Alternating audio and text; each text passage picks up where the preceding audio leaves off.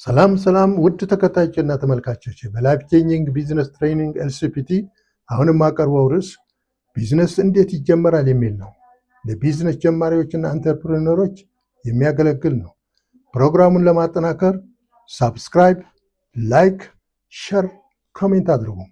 አንተርፕረነሮች ቢዝነስ ለመጀመር ሲያስቡ ከምን ይነሳሉ?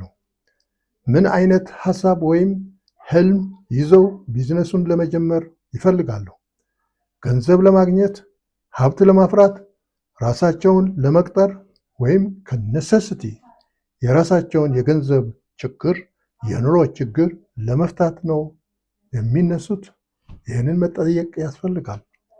ከራሳቸው ውስጣዊ ችግርና ፍላጎት ነው የሚነሱት ወይስ ገንዘብ ስላላቸው ቢዝነስ ለመጀመር ይፈልጋሉ? ይህ አመለካከትና አስተሳሰብ በሁለተኛ ደረጃ የሚመጣ እንጂ ቁጥር አንድ ሆኖ ለቢዝነስ መጀመር አያገለግልም።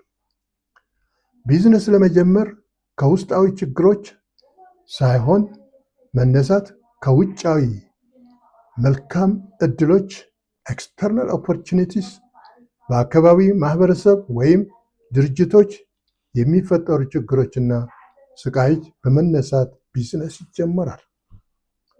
አንድ የቢዝነስ ሰው ያለው ሐሳብ በራሱ ሲገመግመው በጣም ምርጥ፣ ዓለም የሚያነቃቃና የሚያነጋግር ነው ብሎ ሊያስብ ይችላል። ነገር ግን ይህ ኖብል የተባለ ሐሳብ በሌሎች ሲመዘን ምን ያህል ተቀባይነት አለው መጠየቅ ያስፈልጋል።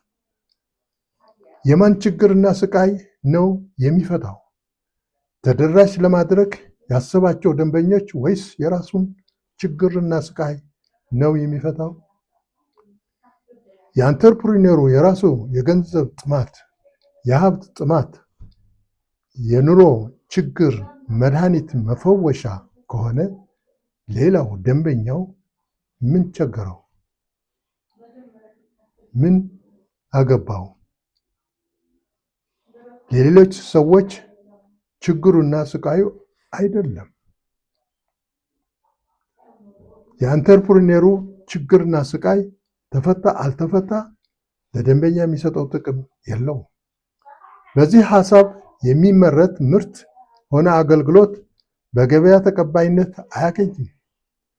የማህበረሰቡ ወይም ድርጅቶች ችግርና ስቃይ ስላልሆነ ደንበኛ ይሆነኛል ያልከው ማህበረሰብ ወይም ድርጅቶች ከችግሩና ስቃዩ ውጪ የኔ ሐሳብ ይሻልሃል ብለህ ልትመርጥለት አትችልም። ወይም የመረጥክለት ካልተስማማው ምርቱ ወይም አገልግሎቱ አይገዛውም። ስለ ችግሩና ስቃዩ ከባለቤቱ ሌላ የሚያውቅ ስለማይኖር ደንበኛው ራሱ ስለ ችግሩና ስቃዩ እንዲናገር ማድረግ እጅግ ወሳኝ ነው። ለዚህም ቢዝነስ ጀማሪው የሚገባበት ኢንዱስትሪ በየትኛው ላይ ነው? በማኑፋክቸሪንግ፣ በአገልግሎት፣ በእርሻ ቴክኖሎጂ፣ በዲጂታል ቴክኖሎጂ ወዘተ መለየትም ያስፈልጋል። በተቻለ መጠን የገበያ ዳሰሳ፣ ምልከታ ወይም ጥናት ማካሄድ ያስፈልጋል። በአካባቢው ያለው ማህበረሰብ ወይም ድርጅቶች ምን ችግርና ስቃይ እንዳለባቸው ወይም ማግኘት ያልቻሉት ግን የሚፈልጉት ምርት ወይም አገልግሎት የሙከራ ጥናት ፊዚቢሊቲ ስታዲ ማካሄድ ወሳኝ ነው። በአካባቢያችን ያለው ማህበረሰብ ወይም ድርጅቶች ምን ችግርና የሚያስጨንቃቸው ነገር አላቸው? ወይም አሁን ያለው ገበያ ምን ክፍተት ወይም ያልተሟላ ጉድለት አለው? ገበያው ሳቢ ነው፣ አትራፊ ነው ብሎ ማጥናት ያስፈልጋል። እዛ ለመግባት ከተፈለገ የምንገባበት ገበያም ወይም ኢንዱስትሪ በምን የእድገት ደረጃ እንዳለ ማወቅም አስፈላጊ ነው። የኢንዱስትሪው ወይም ኢንዱስትሪ ላይፍ ሳይክል ባለፈው ጊዜ ያቀረብኩት ቪዲዮ ስላለ እዛ መመልከቱ ጠቃሚ ይሆናል። ከዚህ በፊት እንደገለጽኩት በሙከራ ነው ያለው? በማደግ ላይ ያለ ኢንዱስትሪ ነው ወይስ እድገቱ የጨረሰ ኢንዱስትሪ ነው? በመውደቅ ላይ ያለ ኢንዱስትሪ ነው ብሎ ማየቱና ማጥናቱ አስፈላጊ ነው ስትገቡ። ምክንያቱም የነዚህ እድገት የተለያየ ባህሪያትና ተወዳዳሪዎች ስላሏቸው አንተርፕሪነሩ ወደ እነዚህ የኢንዱስትሪ እድገቶች ለመግባት ሲፈልግ መዳሰስ ጠቃሚ ነው። ለምሳሌ በሙከራና በእድገት ላይ ያለ ዲቨሎፕመንት ኤንድ ግሮውዝ ላይ ያለው ኢንዱስትሪዎች ተወዳዳሪዎቹ የሚገቡት ትንሽ ስለሆኑ እዛ ገብቶ መስራቱ መነገዱ ጠቃሚ ሊሆን ይችላል። በማቹርድ የሆነና ዲክላይን የሆኑ ግን ኢንዱስትሪዎች ብዙ ተወዳዳሪዎች ያሉበት ስለሆነ እነዚህም ገበያውን አፍነው ነው የያዙት። ብዙ ባሪየርስ አላቸው።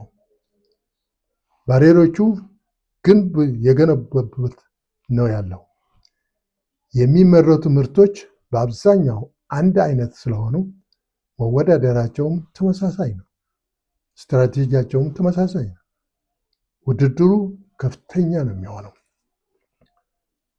እንዲሁም ዛሬ ነከሌ የዶሮ እርባታ ከፍተዋል፣ ነከሊት የብረታ ብረት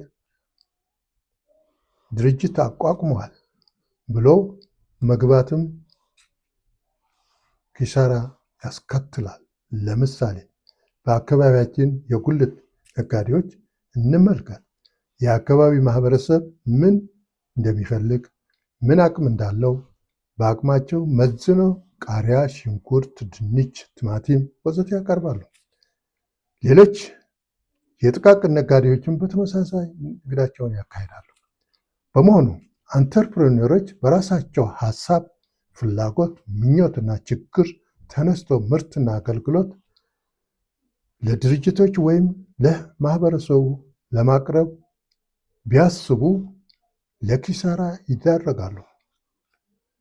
ትንሽም ብትሆን የገበያ ጥናት፣ ምልከታ ወይም ዳሰሳ በማካሄድ የማህበረሰቡን ወይም ድርጅቶቹን ችግርና ስቃዮች በመለየት አንገብጋቢነታቸውን በማጥናት የገበያ ፍላጎት መጠን፣ ምርቱ ወይም አገልግሎቱ የሚገዙት ደንበኞች ብዛት፣ የመግዛት አቅማቸውና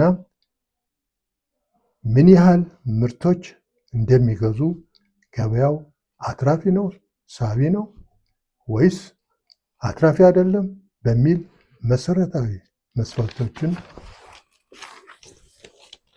በመጠቀም ቢዝነሱ ለመጀመር አዋጭ ከሆነ መግባቱ፣ የማያዋጣና አክሳሪ ከሆነ ደግሞ ሌላ አማራጭ መፈለጉ ይጠቅማል። ስለሆነ ቢዝነስ ከውጭ መልካም እድሎች ኦፖርቹኒቲስ ይመሰረታል እንጂ ከአንተርፕሪነሩ ውስጣዊ ፍላጎትና ችግር ኔሴሲቲ አይመሰረትም።